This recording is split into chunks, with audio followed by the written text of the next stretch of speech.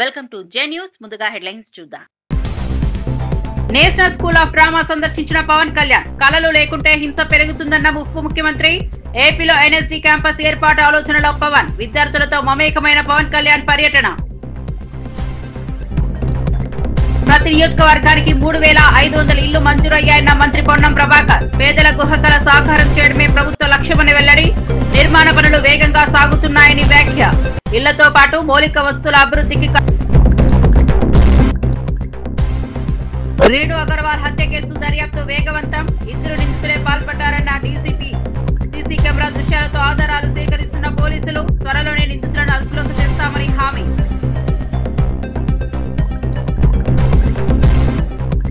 Medical కాలేజీలపై Jagan పై విరుచుకుపడ్డ అనిత.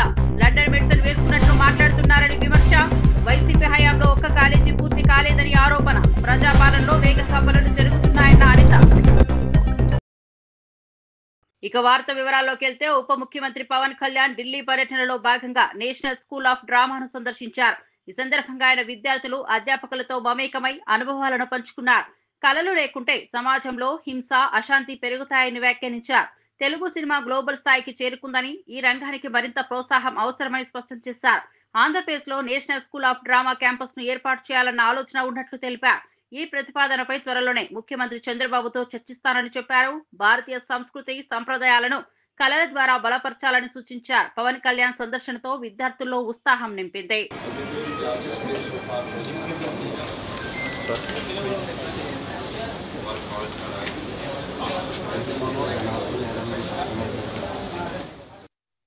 ఇక్కడ ఒక placement రావాలంటే you have to really fight it out. It is like IIT. చాలా capacity ఉండాలి. And that is amazing thing ఏంటంటే వాళ్ళందరూ different parts of the state. Entire India is being mini India. అంటే ఈరోజు people can interact with each other, different languages, different cultures. నాకు అది బాగా నచ్చుతుంది ఎన్ఎస్టీలో. నేను యాక్టింగ్ నేర్చుకున్నప్పుడు ఇక్కడ చదివిన, ఇక్కడ చేసిన సత్యానంద్ గారు కొంతకాలం ఉన్నారు ఇక్కడ. సో ఆయన నాకు చెప్తా ఉండాలి ఎన్ఎస్డి గురించి. సో నాకు ఆ ప్యాషన్ ఉండిపోయింది చిన్నప్పటి నుంచి. నేర్చుకున్న ఫార్మేటివ్ ఇయర్స్ నుంచి. It's a great experience. ఆంధ్రప్రదేశ్లో ఇట్లాంటి ఇన్స్టిట్యూట్ కోసం ఇంతకుముందు కూడా గతంలో కూడా ఉమ్మడి రాష్ట్ర ప్రభుత్వంలో వచ్చినట్టుంది. నేను ఖచ్చితంగా అది పరిశీలిస్తాను. మనకి తెలుగు సినిమా గ్లోబల్ ఫినామినన్. నేనేం నమ్ముతున్నానంటే art form first primary responsibilities to heal the people. Cinema లేకపోతే కానీ, ఆర్ట్ ఫామ్ లేకపోతే వైలెన్స్, ఆటపాట లేకపోతే వైలెన్స్ పెరిగిపోతుంది. మనుషులకి ఏం అంటే ఆటపాట, ఫైన్ ఆర్ట్స్ ఇవన్నీ ఏంటంటే it is an outlet of our inner turmoil, inner crisis. కానీ మేము ప్రత్యేకించి గ్లోబల్ ఫినామినా అయిపోయింది తెలుగు సినిమా. దానికి తగ్గట్టుగా టాలెంట్ కూడా పెరగాలి, కేబిలిటీస్ పెరగాలంటే ఇప్పుడు చూడండి ఎన్ఎస్టీ ఎక్కడెక్కడో మారుమూలల నుంచి they are able to pick. అలాగే మనకి ఆంధ్రప్రదేశ్ నలుమూలల నుంచి, ఇంక్లూడింగ్ ఫీల్ తెలంగాణ నలుమూలల నుంచి డబ్బు అంటే 70% ఆఫ్ ది స్టూడెంట్స్ అందరూ కూడా ఒక గ్రేట్ బ్యాక్గ్రౌండ్స్, ఆర్థికమైన ఉన్నత స్థితిగతుల నుంచి వచ్చిన వారు కాదు ఇప్పుడంతా. అలాగే మనకు కూడా తీసుకురమ్మని చెప్తున్నాను కోర్స్ ఒకటి. దానికి కావాల్సిన ల్యాండ్ కూడా నేను ముఖ్యమంత్రి గారితో కూడా మాట్లాడతానని చెప్పాను. Sir I'm going to invite them official. Andhra Pradesh ప్రభుత్వం తరఫున ఇన్వైట్ చేసి ఒక ఎన్ఎస్డి క్యాంపస్ ఉంటే బాగుంటుంది.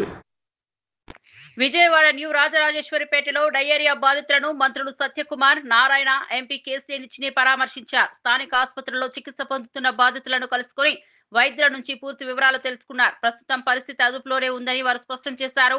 బాధిత కుటుంబాలను ధైర్యం చెప్పిన నేతలు ప్రభుత్వం తరపున అవసరమైన అన్ని రకాల సహాయం అందజేస్తామని హామీ ఇచ్చారు. వ్యాధి వ్యాప్తిని నివారించేందుకు ముందస్తు చర్యలు తీసుకుంటున్నామని పేర్కొన్నారు. వైద్య సిబ్బంది, మున్సిపల్ అధికారులు కలిసి శానిటేషన్ కార్యక్రమాలను మరింత బలోపేతం చేయాలని ఆదేశాలు ఇచ్చారు. ప్రజలు భయపడాల్సిన అవసరం లేదని, శుభ్రత పైన ప్రత్యేక దృష్టి పెట్టాలని సూచించారు. ఆర్ఆర్పేట ప్రాంతంలో గత 4 రోజులుగా డయేరియల్ కేసెస్ రావడం, వాటిని మొదట్లోనే గుర్తించి జిల్లా కలెక్టర్ని, అదేవిధంగా సంబంధిత వైద్య శాఖ అధికారులను, డిఎంహెచ్ఓని అప్రమత్తం చేయడం,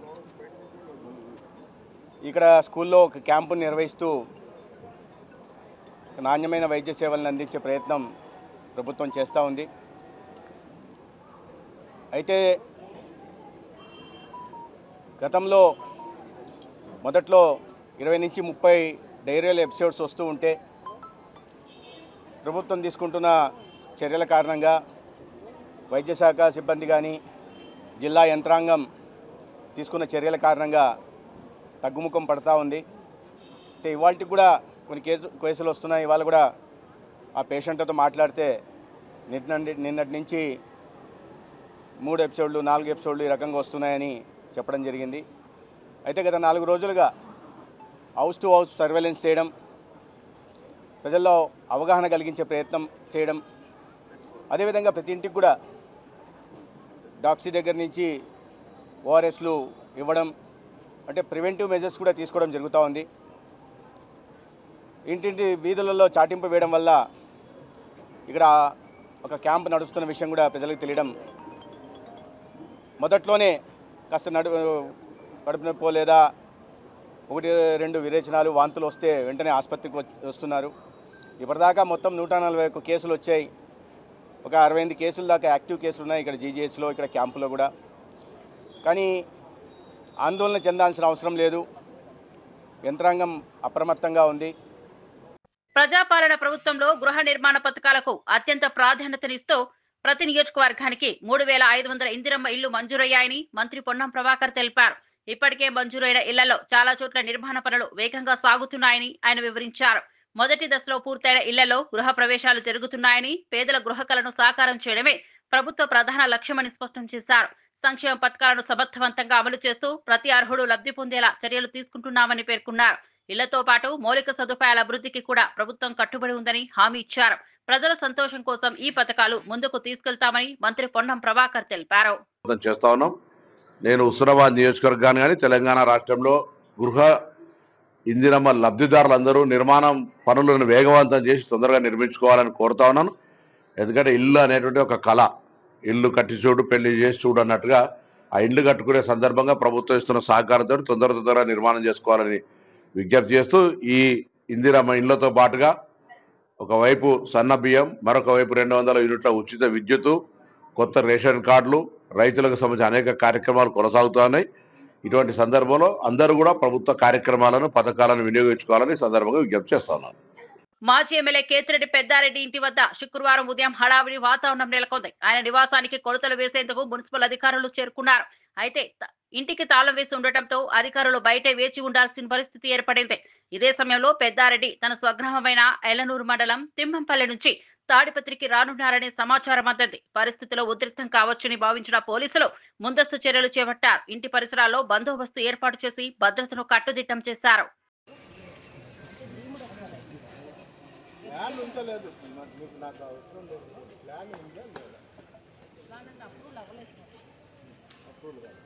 మీరు సర్వే చేసినప్పుడు ఇంకా 1 to 16 సర్వే చేయమని మాకు నోటీస్ చేస్తారు. 1 to 16 సర్వే చేసినప్పుడు క్లియర్గా ప్రతి ఒక్క రిపోర్టు నాకు మీరు అందజేయాలి. ఇప్పుడు మీరు ఏది చెప్పినారో అందరి ముందర నా ఇంటికి ప్లాన్ లేదు అనేది దాని కూడా దాంట్లో కనపడుతుంది. ప్రతి ఇంటిది కూడా నా ఇల్లు ఒకటి లేకుండా 1 నుండి 16 వరకు ఫ్లాట్లు. ఆ 16 ఫ్లాట్లు అయిపోయిన తర్వాత మీ మున్సిపల్ సైట్ కూడా ఎంత ఉందనేది కూడా మీకు ఏమా అని మీరు ఎక్కడి నుండి కలిసినా 2 పక్కల నుండి కలిసారు. అక్కడి నుండి ఒకసారి, ఇక్కడ నుండి ఒకసారి కొలిచి క్లియర్ రిపోర్ట్ అనేది నాకు అవసరం. నాకు రిపోర్ట్ లేదనేది, నా ఇంటికి ప్లాన్ లేదనేది కూడా క్లియర్గా నువ్వు సంతకం పెట్టించుకునే ముందు క్లియర్గా రికార్డెడ్గా మీరు రాసేయండి. నేను దాంట్లో నేను ఏం చేయాలంటే మీరు చేస్తే మీరు మీ ఇష్టం ఏమని కూర్చుంది. నాకైతే అభ్యంతరం ఉండాలి. మళ్ళీ బయటకు పోయినాక ఎక్స్ఎమ్మెల్యే నన్ను అదన్నాడు ఇదన్నాడు అనేది వద్దు. మీకు నాకు ఏం సమస్య లేదు. ఉండే వాళ్ళతో సమస్యలు ఉంటాయి, పోయే వాళ్ళతో పోతాం. నాకైతే అభ్యంతరం లేదు. మీరు ఎక్కడన్నా పలికేసుకోండి. నువ్వు నాకు ఇప్పుడు ఏం చెప్పినారో ఇంతమంది ముందర నా ఇంటికి ప్లాన్ లేదనేది అది కూడా నువ్వు క్లియర్గా చెప్పాలి. వెరిఫికేషన్ జరగలేదు సార్. డీముడ్ అయితే అయ్యింది. డీముడ్ ప్లాన్ అయ్యింది. దాని మీద వెరిఫికేషన్ అనేది జరగలేదు. అది నాకు సంబంధం లేని విషయం. మీకుండే సంబంధం లేదు. పశ్చిమ గోదావరి జిల్లా తాడేపల్లిగూడెంబు ఉల్లి మార్కెట్లో కలెక్టర్ నాగరాణి ఆకస్మిక తనిఖీలు నిర్వహించారు. గత కొన్ని రోజులుగా ఉల్లిపాయలకు సరైన ధర రాక రైతులు రోడ్డుపై పారబోస్తున్న ఘటనలపై స్పందించిన ఆమె మరోసారి మార్కెట్ను సందర్శించారు. రైతులకు న్యాయం జరిగేలా చర్యలు తీసుకోవాలని హోల్సేల్ వ్యాపారస్తులను స్పష్టంగా ఆదేశించారు. కనీస ధర తప్పనిసరిగా ఇవ్వాలని, రైతులు నష్టపోకుండా చూడాలని సూచించారు. ఇప్పటి వరకు కేవలం 6 రూపాయలకే పలుకుతున్న ఉల్లి ధరను పెంచి కనీసం 9 రూపాయలుగా నిర్ణయించాలని కలెక్టర్ నాగరాణి ఆదేశాలు జారీ చేశారు. రైతుల సమస్యలను అర్థం చేసుకుని ప్రభుత్వం పక్కాగా అండగా నిలుస్తుందని భరోసా ఇచ్చారు. నుంచి కూడా ఉల్లిపాయలు రావడం జరుగుతూ ఉంది. దీని మీద మన గౌరవ ముఖ్యమంత్రి గారు నారా చంద్రబాబు నాయుడు గారు రైతులకు ఎటువంటి ఇబ్బంది కలగకూడదు, మంచి రేట్ రావాలనే ఉద్దేశంతో కంటిన్యూస్గా మీటింగ్స్ పెడుతున్నారు. దానికి టీమ్స్ వేశారు. ఇప్పుడు మనకి ఆర్జేడీ మార్కెట్ కూడా ఇక్కడే ఉన్నారు. తర్వాత ఆర్డీఓ, జాయింట్ కలెక్టర్, లోకల్ ఏడీ మార్కెటింగ్ అందరూ కూడా ఇక్కడ ఎలా జరుగుతుంది ఏంటి అనేది అంతా కూడా మేము ప్రతిరోజు గమనిస్తూనే ఉన్నాం. నిన్నటి నుంచి మనకి ఇక్కడ నిన్న రోజు కూడా వస్తున్నాయి, మనకి డైరెక్ట్గా ఫార్మర్స్ నుంచి వస్తున్నాయి. తర్వాత మార్కెట్ పంపించింది స్టాక్స్ కూడా వస్తూ ఉన్నాయి. మనకి ఈరోజు చూస్తే నిన్న ఈరోజు మనకి కర్నూలు నుంచి ఒక 4 ట్రక్స్ వచ్చినాయి. 57 మెట్రిక్ టన్స్ ఆనియన్స్ రావడం జరిగింది. అలాగే కడప నుంచి 8 ట్రక్స్లో 120 మెట్రిక్ టన్స్ ఆనియన్స్ డైరెక్ట్గా రైతులు మైదుకూరు, పెండ్లిమర్రి ఇలాంటి డిఫరెంట్ ప్లేసెస్ నుంచి కడప నుంచి రావడం జరిగింది. వారికి కూడా మంచి రేట్ వచ్చే విధంగా చూస్తున్నాము. ఇక్కడ హైయెస్ట్ ప్రైస్ 12 రూపీస్ రావడం జరిగింది. మోడల్ ప్రైస్ 9 రూపీస్ 50 పైసా రావడం జరిగింది. రైతులు కూడా ఎక్కువ మంది ఉల్లిపాయలు పారిపోస్తున్నారు, వాళ్ళకి సరైన రేట్ లేదు. 4 రూపాయలు 5 రూపాయలు ఇది రైతులు ఏమి పారిపోయినట్టు అంటే ఏమవుతుందంటే, ఇది ఎప్పుడైతే వర్షాలు వచ్చినాయో అందులో కొంచెము పాడైన డ్యామేజెస్ ఏమైనా ఉంటే అవి తీస్తారు. లేకపోతే తీయకపోతే ఏమవుతుందంటే మంచి క్వాలిటీ కూడా ఆనియన్ వెంటనే పాడైపోతుంది. దానివల్ల దాన్ని కొంచెం కొద్దిగా సెగ్రిగేట్ చేసి తీయాల్సిందే. మేడం గారు, ఇప్పుడు మీరు వచ్చారు, కేజీకి 3 రూపాయలు పెంచారు మీ రిక్వెస్ట్ మీద. అయితే ఇది పెరుగుతుంది తగ్గుతుంది క్వాలిటీని బట్టి. స్టెబిలైజ్ చేయడానికి ఇప్పుడు ఇది తీసుకునే యాక్షన్ ఏంటి అసలు? ధరల స్థిరీకరణ చేయడానికి రైతు నష్టపోకుండా ప్రభుత్వం నుంచి ఎలాంటి జరిగింది? రైతు నష్టపోకూడదని ఈరోజు యంత్రాంగం అంతా కూడా ఇక్కడ మార్కెట్ యార్డ్లోనే ఉన్నామండి. సీఎం గారి సూచనల మేరకు, అగ్రికల్చర్ ప్రిన్సిపల్ సెక్రటరీ గారి సూచనల మేరకు, మినిస్టర్ గారి సూచనల మేరకు ఏం వస్తున్నాయి, ఎలా వస్తున్నాయి, వాళ్ళకి సరైన రేట్ వస్తుందా లేదా, సాధ్యమైనంత వరకు వారు అక్కడ మార్కెట్లో పలికిన రేట్ కంటే వాళ్ళకి ఇంకొంచెం రేట్ వచ్చే విధంగా మేము కృషి చేస్తూ ఉన్నాము. ఆ విధంగా కూడా ఇప్పించడం జరిగింది. హైదరాబాద్ బాలానగర్ ప్రాంతంలో జరిగిన రేణు అగర్వాల్ హత్య కేసు దర్యాప్తు వేగంగా కొనసాగుతోంది. ఈ కేసును 1-2 రోజుల్లో ఛేదిస్తామని బాలానగర్ డీసీపీ సురేష్ కుమార్ ప్రకటించారు. రోషన్, హర్ష అనే 2 యువకులే ఈ హత్యకు పాల్పడ్డారని భావిస్తున్నట్టు తెలిపారు. ఇప్పటికే అనేక ఆధారాలను సేకరించామని, ఘటన స్థల పరిశీలనతో పాటు సీసీ కెమెరా దృశ్యాలను విశ్లేషిస్తున్నామని వెల్లడించారు. అన్ని కోణాల్లో దర్యాప్తు కొనసాగుతుందని స్పష్టం చేశారు. నిందితుల కదలికలను గుర్తించి వారిని త్వరలో అదుపులోకి తీసుకొచ్చేలా చర్యలు జరుగుతున్నాయని తెలిపారు. నిందితులను పట్టుకున్న తరువాత పూర్తి వివరాలు వెల్లడిస్తామని డీసీపీ సురేష్ కుమార్ హామీ ఇచ్చారు. వేరే రకమైన క్లూస్ కూడా ఉన్నాయి, టెక్నికల్ క్లూస్ ఉన్నాయి. అన్ని యాంగిల్స్ అబ్జర్వ్ చేస్తున్నామా, ఉంది. మీరు చెప్పిన యాంగిల్ కూడా ఉంది. సో వాళ్ళిద్దరే కలిసి చేసినట్టుగా మేము అనుకుంటున్నాం. వాళ్ళు దొరికితే కానీ మాకు ఇంకా పూర్తి కన్ఫర్మేషన్ దొరుకుతుంది. ఎస్ అంటే అన్ని వైపులా పంపించాము, అక్కడికే కాదు, ఎక్కడికి ప్రాబబిలిటీ ఉందో అన్ని చోట్లకి పంపించాం. వాళ్ళ మొబైల్ నెంబర్స్, వాళ్ళ డీటెయిల్స్, వాళ్ళ అడ్రస్, వాళ్ళ లోకల్ అడ్రస్ అవన్నీ వెరిఫై చేసుకొని వాళ్ళ బ్యాక్గ్రౌండ్ వెరిఫికేషన్ కూడా జాగ్రత్తగా చెక్ చేసుకొని పెట్టుకోండి. లేదంటే ఇట్లాంటి సంఘటనలు జరిగే అవకాశం ఉంది. ఇది కూడా stray incident, it's not a regular incident. వేళల్లో ఒకటి జరిగింది ఇది. బట్ దీనికి సంబంధించి పూర్తి జాగ్రత్తలు తీసుకొని మీకు ఎప్పుడు డౌట్ వచ్చినా కానీ మీరు ఇమ్మీడియట్గా పోలీస్కి సమాచారం ఇవ్వండి. మేము కూడా వాళ్ళని వెరిఫై చేస్తాము. వాళ్ళ డీటెయిల్స్ కూడా మా దగ్గర పెట్టి. ప్రస్తుత సీఎం రేవంత్ రెడ్డి వద్ద రైతుల కోసం ఎలాంటి విజన్ లేదని మాజీ మంత్రి ఎర్రబెల్లి దయాకర్ రావు తీవ్ర స్థాయిలో విమర్శలు గుప్పించారు. కేసీఆర్ నాయకత్వంలోని బీఆర్ఎస్ ప్రభుత్వం హయాంలో ముందుగానే యూరియాను తెచ్చి గోదాంలలో నిల్వ ఉంచే విధానం ఉండేదని గుర్తు చేశారు. ఆ కారణంగా అప్పట్లో రైతులు ఇబ్బందులు ఎదుర్కోలేదని పేర్కొన్నారు. కానీ ప్రస్తుత పరిస్థితుల్లో యూరియా సరఫరాలో తీవ్ర లోపాలు తలెత్తడంతో పంట కాలంలో రైతులు ఆందోళన చెందుతున్నారని ఆరోపించారు. పంట సాగు సజావుగా సాగాలంటే ఎరువులు సమయానికి అందుబాటులో ఉండాలని స్పష్టం చేశారు. రైతుల సమస్యలను పట్టించుకొని ఈ ప్రభుత్వ విధానాలు వ్యవసాయ రంగాన్ని కుదేలు చేస్తున్నాయని ఎర్రబెల్లి దయాకర్ వ్యాఖ్యానించారు. వీళ్ళకొక విజన్ లేదు, ఎరువులు ఎన్ని కావాలి, ఎన్ని తెప్పించుకోవాలనే విజన్ లేదు. ఎరువులు ఫ్యాక్టరీలన్నీ మన తెలంగాణలో ఉన్నాయి, మళ్ళా ఆ విజన్ కూడా లేదు. కేసీఆర్ గారు ఒక విజన్ తోటి నీళ్లు అడ్వాన్సు 3 నెలల ముందే రిజర్వాయర్లు నింపేది, కాలువల పంటి నీళ్లు నింపి షెర్లు నింపించే ఏర్పాటు చేసేది. రైతులకు ఏం కావాలనేది రైతు దున్నక ముందే రైతు బంధు ఇచ్చేది, యూరియా బస్తాలు సప్లై చేసేది. అంటే ఒక విజన్ తోటి కరెంటు కోసం కూడా బయట రాష్ట్రాల నుంచి కొనుక్కొచ్చి కరెంటు మనకు సప్లై చేసేది 24 గంటలు. రేవంత్ రెడ్డి గారు బోకస్ మాటలు, అబద్ధ మాటలతోటి అధికారంకి వచ్చిండు. కేసీఆర్ గారు చేసిన స్కీమ్స్ అన్నా ఇంప్లిమెంట్ చేయి. రైతు బంధు 2 సార్లు ఎగ్గొట్టినాం, రుణమాఫీ సరిగ్గా కాలేదు, బోనస్ సన్న ఓట్లు అన్నిటికీ ఇస్తాను ఎలక్షన్ల ముందు చెప్పినాం, సన్న ఓట్లకే ఇస్తాను, సన్న ఓట్ల బోనస్ కూడా ఎగ్గొట్టినాం. గోదావరి పుష్కరాలకు శాశ్వత ప్రాతిపదికన ఏర్పాట్లు చేయాలని ముఖ్యమంత్రి రేవంత్ రెడ్డి అధికారులను ఆదేశించారు. టెంపుల్ సెంట్రిక్ గార్డ్స్ అభివృద్ధికి ప్రాధాన్యత ఇవ్వాలని సూచించారు. గోదావరి పరివాహక ప్రాంతంలోని ప్రముఖ ఆలయాలను మొదటి ప్రాధాన్యతగా తీసుకుని గార్డ్స్ నిర్మాణం చేపట్టాలని ఆదేశించారు. బాసర నుంచి భద్రాచలం వరకు ఉన్న ఆలయాలను క్షేత్రస్థాయిలో పరిశీలించి అనువైన ప్రదేశాల్లో శాశ్వత గార్డ్స్ ఏర్పాటు చేయాలని స్పష్టం చేశారు. బాసర, కాళేశ్వరం, ధర్మపురి, భద్రాచలం వంటి ఆలయాలను ఈ జాబితాలో చేర్చాలని ఆదేశించారు. అలాగే ప్రస్తుతం ఉన్న గార్డ్స్ ను విస్తరించి రోడ్లు, పార్కింగ్, లైటింగ్ వంటి సౌకర్యాలను శాశ్వత ప్రాతిపదికన అభివృద్ధి చేయాలని పేర్కొన్నారు. పుష్కరాల సమయంలో భక్తులకు అసౌకర్యం లేకుండా ముందుగానే సన్నద్ధతో ఉండాలని సీఎం సూచించారు.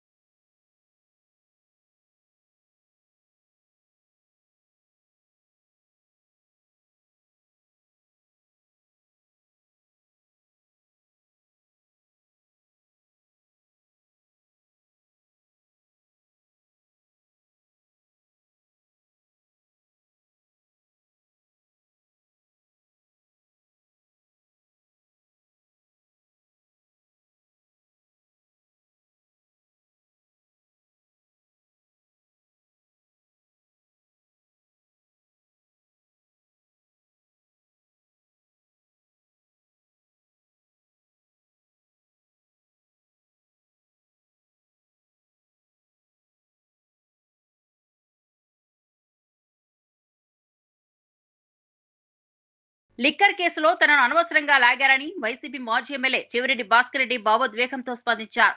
తాను ఎప్పుడూ లిక్కర్ జోలికి పోలేదని స్పష్టం చేశారు. చిన్నప్పుడే తన తండ్రి తాగుడు అలవాటు వల్ల తల్లి ఆత్మహత్య చేసుకున్నారని గుర్తు చేశారు. అదే అలవాటు కారణంగా తండ్రి, తమ్ముడు కూడా ప్రాణాలు కోల్పోయారని, ఆ ఘోర సంఘటనలన్నీ తన కళ్ళ ముందే జరిగాయని కన్నీటి కళ్ళతో చెప్పారు. అలాంటి పరిస్థితులు ఎదుర్కొన్న తాను మద్యం జోలికి ఎప్పుడూ పోలేదని వివరించారు. అయినప్పటికీ లిక్కర్ కేసులో తన పేరు రావడం, అరెస్టు చేయడం చాలా బాధ కలిగించిందని పేర్కొన్నారు. ఇలాంటి ఆరోపణలు తన వ్యక్తిత్వాన్ని దెబ్బతీస్తాయని చెవిరెడ్డి ఆవేదన వ్యక్తం చేశారు.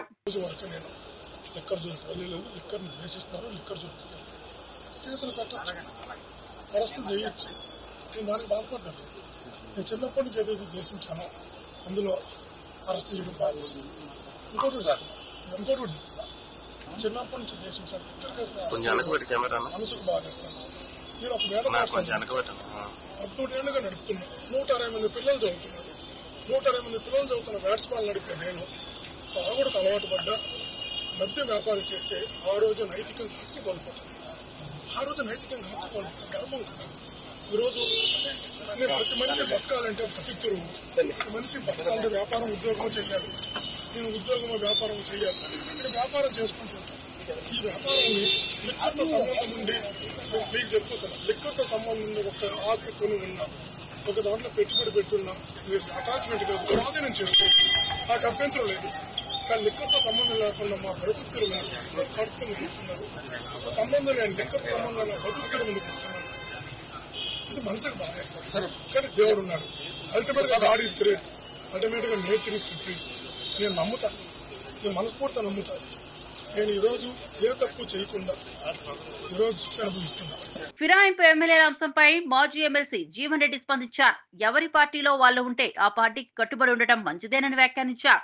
తాము పార్టీ మారలేదని, అదే పార్టీలో కొనసాగుతున్నామని చెప్పడం సంతోషకరమని తెలిపారు. రాజ్యాంగ నిబంధనలకు అనుగుణంగా ప్రతి ఒక్కరూ నడుచుకోవాలని సూచించారు. ఫిరాయింపు ఎమ్మెల్యేల భవిష్యత్తుపై తుది నిర్ణయం స్పీకర్ చేతిలో ఉందని స్పష్టం చేశారు. అందువల్ల ఈ అంశంపై మరింతగా వ్యాఖ్యానించడం తాను సముచితం కాదని తెలిపారు. రాజకీయాల్లో పార్టీ నిబద్ధత, రాజ్యాంగ పరిరక్షణ ముఖ్యమని గుర్తు చేశారు. ఈ వ్యవహారం త్వరలో తేలుతుందని జీవన్ రెడ్డి వ్యాఖ్యానించారు. చట్టసభకు ఎంపికైనటువంటి వాళ్ళు ఏదైతున్నదో రాజ్యాంగ నిబంధనలకు అనుగుణంగా వాళ్ళు మెదలాలి. మా మిత్రులు ఏదైతున్నదో మేము రాజ్యాంగ నిబంధనలకు అనుగుణంగానే మెదులుతున్నాం, మేము పార్టీ మారలేదు, మేము ఉన్న పార్టీల్లో ఉన్నాం, మమ్మల్ని ప్రజలు ఎన్నుకున్న పార్టీల్లో ఉన్నాం అని చెప్పంటే సంతోషం నాయన. We welcome it. ఎవరి పార్టీలో వాళ్ళు నీకు ఇంకేం కావాలన్నాయి, నువ్వు అదంటున్నావు అన్న. వి వెల్కమ్ ఇట్ అంటున్నా నేను. కాంగ్రెస్ పార్టీకి సంబంధించిన ప్రోటోకాల్ ప్రకారం ఏది ప్రెసిడెంట్ ఫోటోలు కానీ పార్టీలో చేరిన ఇప్పుడు ఒక్కటి బాబు, మీరు చెప్పిన ప్రకారంగా ఏది వాళ్ళ స్పీకర్ గారికి ఇచ్చినటువంటి వివరణ ప్రకారంగా మేము పార్టీ మారలేదు, మేము ఎన్నికైనట్టు ఒక పార్టీలోనే కొనసాగుతున్నామని చెప్పని పేర్కొన్నట్టు ఇవాళ పత్రికల్లో వచ్చింది. మీరు కూడా అదే పేర్కొన్నారు. దాని తదుపరి ఏంటి అనేది అది స్పీకర్ పరిధిలో ఉన్నది. దాని తదుపరి ఏంటి అనేది స్పీకర్ పరిధిలో ఉన్నది. అది నువ్వు స్పీకర్ పరిధిలో అంశాన్ని ఏదైతుందో నేను కామెంట్ చేయలేను కదా. స్పీకర్ పరిధిలో అంశాన్ని నేను కామెంట్ చేయలేను కదా. Thank you. పార్టీ ఫిరాయింపిన ఎమ్మెల్యేలపై మాజీ మంత్రి ఎమ్మెల్యే జగదీష్ రెడ్డి తీవ్ర స్థాయిలో మండిపడ్డారు. పెద్ద వరదలో కొట్టుకుపోయేవాడు కనపడిన గడ్డి పట్టుకుని బయటపడదామనుకునే వారిలా వీరి పరిస్థితి ఉందని విమర్శించారు. ఫిరాయింపు చేసిన ఎమ్మెల్యేల ఎన్నిక రద్దు ఖాయం అవుతుందని, ఉప ఎన్నికలు తప్పవని స్పష్టం చేశారు. ప్రజలు వీరి రాజకీయ జీవితానికి శాశ్వత సమాధి కడతారని ఘాటుగా వ్యాఖ్యానించారు. రేవంత్ రెడ్డి కాపాడతారని వారు అనుకోవడం పెద్ద పొరపాటే అవుతుందని హెచ్చరించారు. రాజకీయాల్లో ప్రజల విశ్వాసాన్ని కోల్పోయిన తర్వాతే మళ్లీ నిలబడడం సాధ్యం కాదని స్పష్టం చేశారు. ప్రజల తీర్పే తుది నిర్ణయమని, ఈ తీర్పుతోనే ఈ ఫిరాయింపు ఎమ్మెల్యేల భవితవ్యాన్ని ప్రజలు నిర్ణయిస్తారని పేర్కొన్నారు. వాదన బలహీనంగా ఉంది. ఎట్టి పరిస్థితులలో కూడా మీ ఎన్నిక రద్దు కావడం ఖాయం.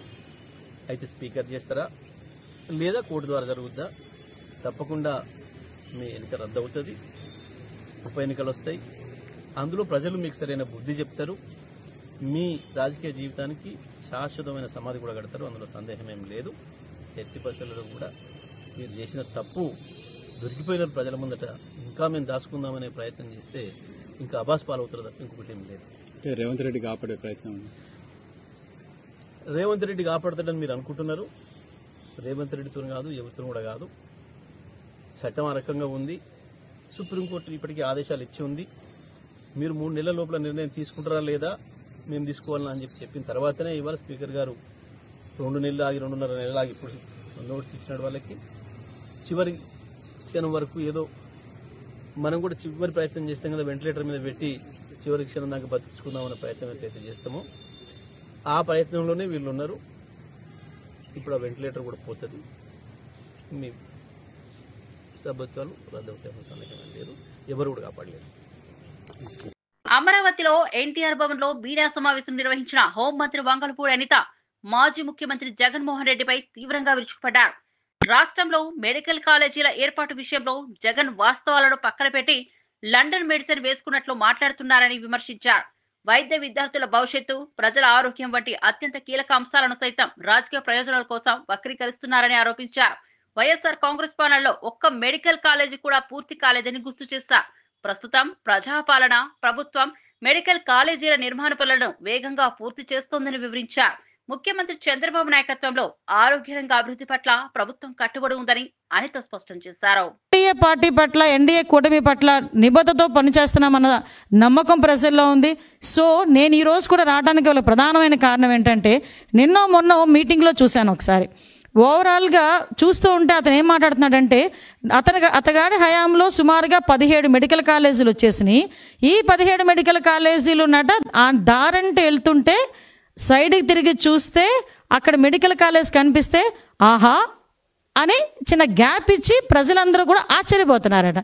అయితే ఆయన అన్న తర్వాత మేము కూడా ఒకసారి చూద్దాం ఈ 17 కాలేజీల్లో ఆహా అనేటంతగా ఎంత ఉన్నదా అని ఒకసారి చూసేసరికి ఒక్కసారి మీరు కూడా ఒకసారి చూడాలి. ఇక్కడ for example Madanapalle medical college అండి. ఇది మదనపల్లి మెడికల్ కాలేజ్కి సంబంధించి ప్రభుత్వ వైద్య కళాశాల బోర్డు అయితే మాత్రమే ఉంది. ఆహా అనడానికి బోర్డు ఉంది.